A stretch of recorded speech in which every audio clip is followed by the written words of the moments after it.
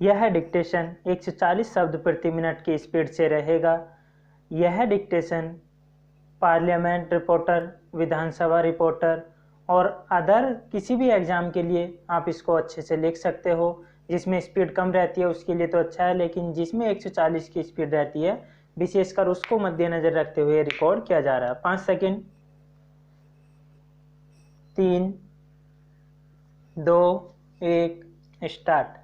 अध्यक्ष महोदय, मैं आपको एक और बात बतलाना चाहती हूँ और वह यह है कि कृषि विभाग को योजना आयोग ने बहुत गलत रास्ते में बिठा दिया है।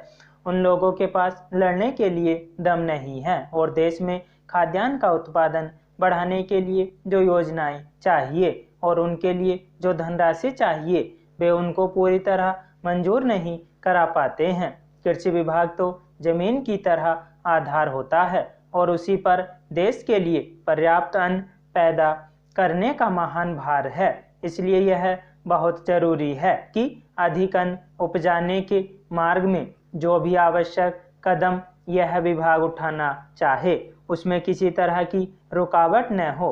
बहुत सी हड़तालें हो सकती हैं, मजदूर काम से बरी हो सकते हैं, लेकिन किसी भी हालत में वे खाने से बरी नहीं हो सकते।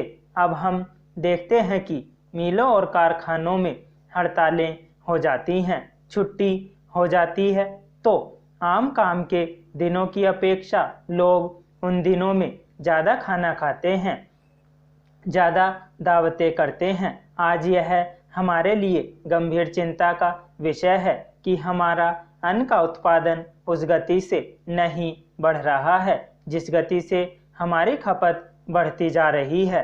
सरकार तथा इस मंत्रालय के लिए यह समस्या एक बड़ा सिरदर्द पैदा कर रही है।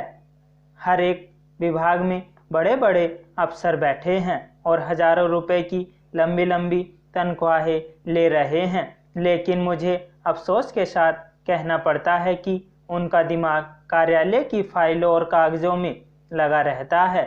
इस विभाग का काम बहुत ही महत्वपूर्ण है। प्राकृतिक कोप के कारण जो समय समय पर हमारी फसलों को नुकसान होता है, इससे भी अपनी फसलों की रक्षा करने के लिए आवश्यक कदम उठाना इसके जिम्मे है।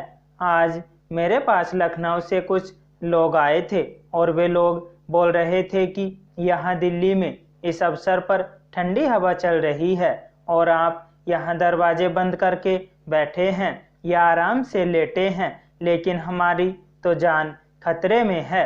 वहाँ ओले गिर रहे हैं और हमारी गेहूं की फसल खतरे में है।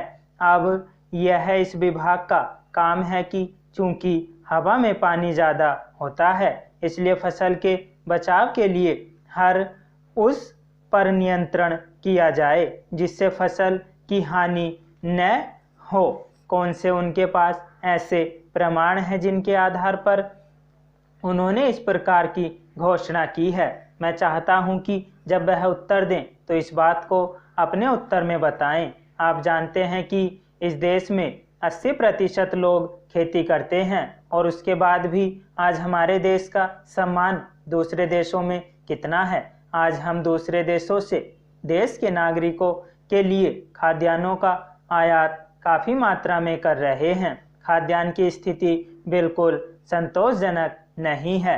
देश में जहां लोग 80% खेती करते हैं, हम भोजन के मामले में भी आत्मनिर्भर नहीं हुए हैं। इसके कुछ कारण हैं। जिस समय देश स्वतंत्र हुआ उसी समय से इस सरकार ने कुछ गलतियां की हैं, जिसका यह परिणाम है कि आज इतने वर्षों के बाद भी हम आत्मनिर्भर नहीं हो सके हैं। उसका सबसे बड़ा कारण यह है कि अपने देश में पहला स्थान खेती को न देकर उद्योग को दिया गया है। उद्योग हमारे देश के लोगों की जीविका का मुख्य साधन नहीं हो सकता है।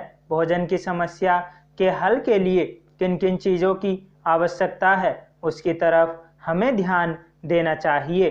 सबसे पहले पानी की आवश्यकता है। मैं समझता हूँ कि देश में सिंचाई पर काफ़ी जोर दिया जाना चाहिए और सिंचाई तथा खाद्य मंत्री एक होना चाहिए। यह मेरी मांग है।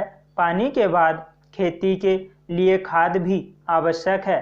खाद का स्थान दूसरा हो सकता है। आज देश में खाद की बात काफ़ी जोर देकर कही जाती है।